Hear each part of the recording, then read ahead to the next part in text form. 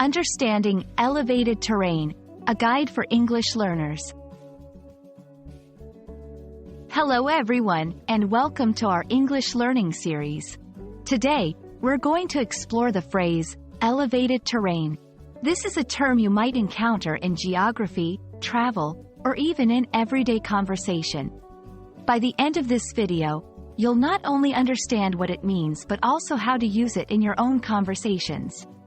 So, let's get started. Elevated terrain is made up of two words, elevated and terrain. Let's break them down. 1. Elevated. This word comes from elevate, which means to raise something to a higher position. In this context, elevated describes something that is raised up or higher than the surrounding area. 2. Terrain. Terrain refers to the land and its physical features.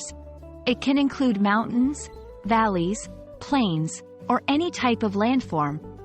When combined, elevated terrain refers to areas of land that are higher than the surrounding land, such as hills or mountains. To better understand elevated terrain, let's look at some examples. 1. Geography. The hikers decided to explore the elevated terrain of the Rocky Mountains. 2. Travel. Our next vacation spot features stunning views from an elevated terrain. 3. Daily conversation. I prefer living in an area with elevated terrain because of the scenic views. These examples show how elevated terrain can be used in different contexts to describe high land areas.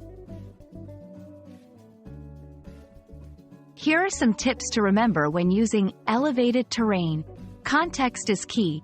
Use it in contexts related to geography, travel, or describing physical landscapes. Adjectives.